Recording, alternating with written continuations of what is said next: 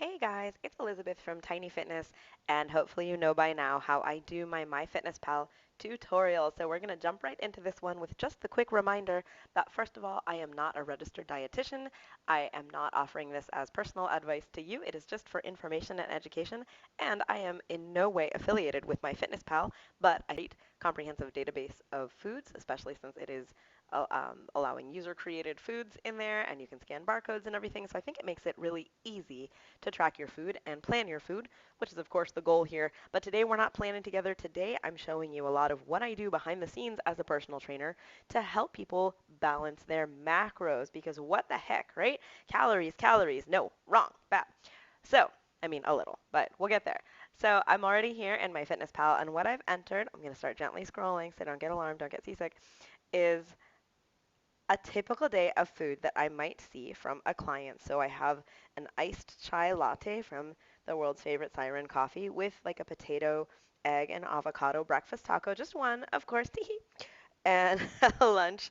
Sorry. I mean, I won't make fun of anyone in particular, but for a minute. So sometimes you see the same things again and again. It's like, again, really? For a lunch, just a salad, being good, right? See, it's really low calorie. That's great, right? An unsweetened iced tea, of course. And then at dinner, just a quick run through Chipotle, nothing major, just, one Chipotle bowl. And that's it, right? We don't snack, no snacks ever. So, well, this person has a calorie goal of like around 1550. It looks like up there at the top, they're close to that on their overall calories. This should be a great day. Let's take a look a little bit deeper. Again, this is just like regular person eating, person off the street. This is the exact kind of food I see all the time, especially from busy young professionals who are ordering a lot of their food out or having it catered in at work, right? You show up and there's a breakfast taco there. And, it seems easy, and it can be. All of this food can work. This is not a negative video. I'm going to show you exactly how and why I tinker with these foods to help people find a better balance that's going to help them achieve what they're usually looking for, which is body fat loss, right? So you can see that muscle definition, see all those gains you've been earning in the gym or on your couch. Now, do ignore the goal macros here. Right now, those are set up for something else I'm working on. I did not change them for this video, but you know what? We could change them real quick. Let me scoot over there. Let me change those goals super quick. I'm just going to come down here to settings. And is it here? No, it's not here. Oh man, now you know I'm not affiliated with them. I never should have started this. Ah, nutrition. They goals. Ha! There we go. Goals. See, I'm just like you guys. Okay, so for most people, where I would recommend typically starting, and Google this and see what you think about it. Again, I'm not recommending for you, but where a lot of experts agree, not just myself, is 40, 30, 30, right? Sort of standard. It's considered a low carb diet, actually, believe that or not, even though you'll see we're going to get plenty of carbs. Okay, okay, okay. So we've rebalanced. I'm going to pop back into my macros screen, and here we go. So it looks like this person actually is pretty close to balanced, right? Their carbs are right about on track, miraculously, but they're really favoring fat over protein.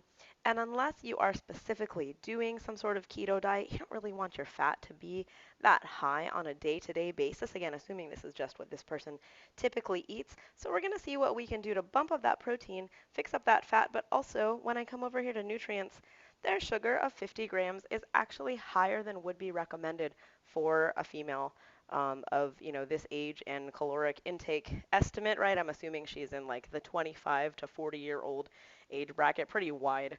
Of course, if you are under 18, stop watching this video because you need to go focus on growing, right? Anyway, so that sugar, it's not crazy high, but considering the fact that it didn't really even eat dessert, we got to figure out where all that sugar is coming from, right? So let's go. Let's start being a sleuth here. As I take a look at this as a trainer, the first thing I see, honestly, is this iced chai. Now, we have a couple options. The first thing we could do is modify what we ask the barista for here, right? Instead of ordering my 16-ounce grande, I could just drop down to a 12-ounce tall and get all of the flavors. But in fact, that is still loading me down with, bam, 31 grams of added sugar, more than my total added sugar that I should be having in a day. Just this one drink, especially so early in the morning, if my body is already on the wrong path with insulin based on my other habits in my day-to-day life, right? If I sleep, how much I sleep, how well I sleep, if I exercise, when I exercise, what I typically eat, how I combine my foods, if I get like macros at all my meals, or if I eat a lot of sugar on its own. That could be enough sugar all at once to kind of derail your whole day first thing in the morning.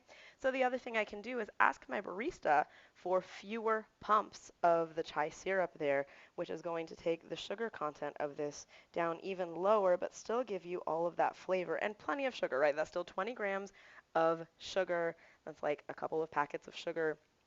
So let's assume we're going to go ahead and do that. It says 8 ounces. We're still going to get that tall size, but I've just dropped the serving amount of sugar down to be proportionate to what we would get. And bam, I could already come in here now with the calories, right, looking at our overall goals that we saved, and eat a second breakfast taco. I don't have to eat both tacos all at once, but maybe one, first thing in the morning and one a little later on after my first couple of meetings. I'm going to get way more nutrition out of this potato, avocado, and egg. Where's my eggaroo? There's my egg. This potato, avocado, and egg, and then I'm going to out of the sugar from that chai, but I have not significantly changed my overall food intake, right? That egg is going to give me some really great fat-soluble vitamins. It's one of the only sources of choline, that's choline, if you're a Googler, in the standard American diet. Avocado, obviously, great source of fat that's going to keep you satiated and add a lot of flavor. Potato, great source of vitamin C. So we have it, 2 breakfast tacos and a smaller chai. We're feeling much fuller and we've had much less sugar, so we're not going to have those 10 a.m. cravings when you kind of sneak out to the break room and look for that stale pastry, or sneak over to your pantry if you're working from home right now and see like what odds and ends you can get into. Now this salad is pretty low overall in intake, and if we take a look, like half of our intake here is coming just from the fresh herb vinaigrette, which again on its own is not bad, but I'm going to go ahead and say that we're only going to have half of that serving. I'm not anti-salad dressing. You want fats with your vegetables, but I want to see if I can rebalance the overall nutrition of this salad to keep this person more full and get them a more nutrient and energy dense day. So if we're looking at half an ounce of vinaigrette, that is going to be a quarter of one of those typical condiment cups that come with, any takeout salad. It's that one that kind of fills up the palm of your hand, the Jello shot size. If that rings any bells with you, again, if you're under 18, you don't know what that is, cool. So it's going to be just a quarter of one of those, or like, you know, a heavy-handed teaspoon, which is a lot. The iced tea, cool. The grilled chicken, 2 ounces. Only if you are a toddler. We're going to bump that up to double and see how that brings our protein numbers up. And while we're at it, we might as well bump up for 2 grams of protein, right? Everyone's like, oh, edamame. It's so, yes, it is protein dense, but you got to look at the serving size. This is not a bowl of edamame, so I might actually go ahead, right? It's free to ask for extras at this particular salad place and ask for triple. Dinner, you know, do you? Let's see how our day's balancing out so far and see what we need to go do for dinner. So already we've shifted the protein up several percent and the fat down several percentage points. We're moving in the right direction, but that fat is still coming in pretty high. So I can actually go here to the nutrients screen in MyFitnessPal and take a look at where my fat is coming from, and boom, so much of it is coming from dinner. All right, come on, sleuths. Let's go see if we can shift some of that fat out of dinner and make room for more nutrition. So probably if we're doing guacamole and we're really trying to balance, and the cheese listing here has only fat and no protein, I know I might be a Grinch and I might say strike the cheese altogether. But we're going to replace that fat with something better, and boom, we're getting even closer to our goal ranges. We are super close. We're trying to add some more protein here. We could stick with chicken, or I'm going to actually try to sneak in a protein snack. I'll go ahead and do it right now. I am not affiliated at all with Vega. I know I talk about them a lot. I just think they are a high quality product. So if we have a protein shake at some point earlier in the day, bam, our macros are almost balanced and our overall daily intake is right about in line with where we want to be. Honestly, let's take a look. I think this would be a pretty great day. The only thing we're missing out on a little bit here in this day is calcium, but iron's on point. All of my water-soluble vitamins look like they're on point except potassium, but I think actually there's way more potassium than is being credited there because there's going to be plenty of potassium in that chipotle guacamole. Our sugars are down at 30. That's really ideal. That's optimum for most people who don't have any kind of, blood sugar issue that they're already working against, that they're working with a medical professional on. That is a perfect range. We could even afford like another little treat in there. And in fact, what I love about this day that we've structured is that if this person is hungry, right, that lunch is still a little bit light on overall food intake, we could add whatever we want, right? We want to add an apple, we can. You're going to wonder why I choose extra small. I'm not going to be able to choose extra small there. Um, it's because most apples that you get are actually extra small by weight. If you do the gram weight, I had an exercise on that in the studio a while back.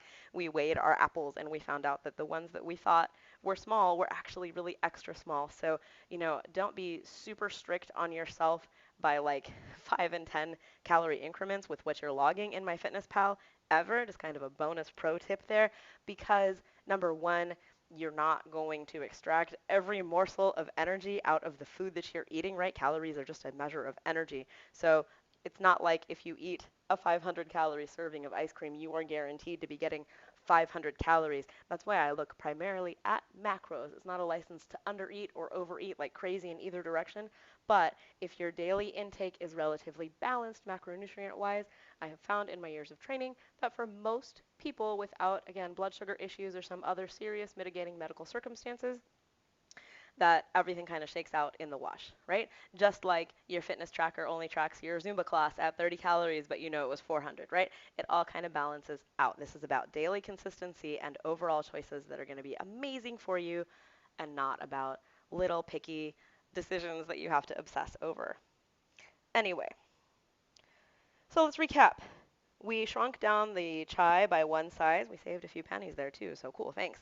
And we asked for fewer pumps. And if you drink that while you're there, you can get a free unsweetened iced tea or iced coffee before you go. So thanks, Starbucks refills. We doubled our breakfast tacos so we can have both of them at breakfast, or if we're not hungry then, and then one 2 to 3 hours later to keep our morning fueled and avoid that lunchtime slump. At lunch, we're going to get some energy from the salad, but we might end up choosing to add an apple or some peanut butter or something else alongside. There's not really anything I would take out here. It's pretty light still.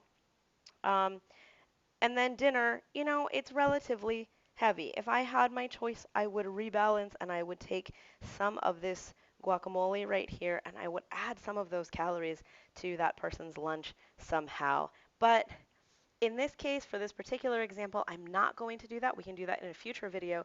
I don't want to change overall what they're eating. As a trainer, I don't tell people what to eat. I try to help them eat just like they would normally eat, but a little better in a way that's going to serve their personal goals. So when we look at these macros, we are not perfect yet, but we are way closer to being in line with our goals. Our protein intake is up, our fat intake is balanced out, our carb intake is right on track.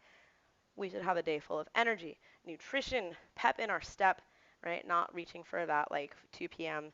Snickers bar and coffee, although sometimes that's delicious and you can have that as well. So taking a walk down memory lane one more time, we cut down the size of that chai. We doubled our breakfast taco investment. We re-engineered lunch a little bit to make sure we had a full adult-sized serving of chicken, and honestly, there's room here to make that a full 6-ounce serving if you want to, right? Maybe I would actually split the difference here and go for like 5 ounces. 5 ounces is going to be a little bit bigger than the palm of your hand. It's like the palm of your hand plus a thumb for most women, or for most men, just like the palm of your hand. You don't need to weigh your food, right? Good enough is good enough. They've measured it, especially if you're going to one of those quick service restaurants like the one I put here. Again, none of these brands are affiliated with this video. It's just places that people eat. Yeah. I would never tell her, don't get the rice, don't get the beans. If that's how you like to eat your chipotle, like, go for it. And also, I didn't write down here, like, the lettuce and the tomatoes, but obviously she could add anything like that. And we wouldn't even need to track something at that level of detail. So what do you think? Is it okay that she's coming in right now, 130 calories over her goal, to me as a trainer, I think that is absolutely fine. If we were going to need to tweak that down, the first place I would cut would be right here in the guacamole and say, just go ahead and come here and eat about a half of that serving, and then bam, we're going to be right on track. However, that's kind of sad. The guac isn't going to be good the next day, so I would say just get the guac. Live your life. Or, we could always cut down the rice to a half scoop as well. If we were really concerned, if for some reason she needed tighter control, if she was like right at her goal and it was really important, we had calculated hard and fast that 1560 was it. But otherwise, especially with all of this being takeout food as well, it's hard to say for sure if that's an exact 4-ounce serving of chicken or steak, right? We could sub steak here as well. I could add the chipotle steak in there to dinner. No problem, just coming right in here and saying chipotle steak, or even the chipotle. And they have that tofu crumble stuff. I actually don't eat a lot of, let's see, which one of those is right? Is it 150 or 190? I'm not super concerned. I'm seeing more 190, so I'm guessing that's probably the one. I'm going to trust them because they said grams. See, I'm a trainer.